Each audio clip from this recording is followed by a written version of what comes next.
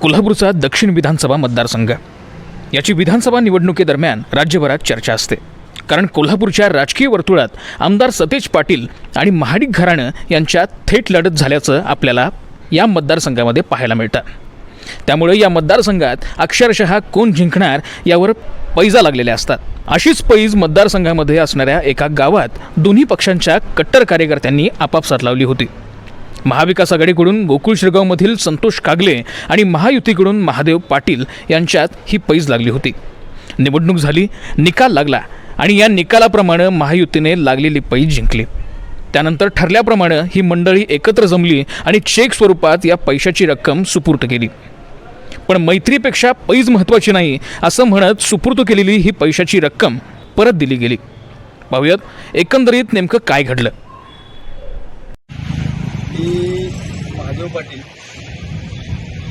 गोकुळ शिरगावमध्ये आमच्या आत्ता झालेल्या विधानसभेसाठी गोकुळ शिरगाव गावातून जास्त कोणाला मताधिक्य पडणार यासाठी माझ्यामध्ये आणि माझा मित्र श्री संतोष कागले या दोघांच्यामध्ये 50,000 रुपयाची पैज लागलेली होती 12 नोव्हेंबर 2024 रोजी।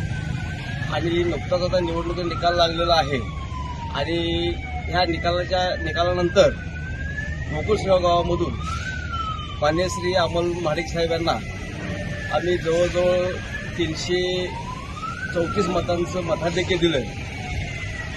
यामुळं ही पैज मी म्हणण्यापेक्षा आम्ही सर्वांनी जिंकलेली आहे आणि या पैजेनिमित्त ठरलेली रक्कम 50,000 रुपये हे संतोष कागले यांनी चेक स्वरूपात मला आज प्रदान केलेली होती।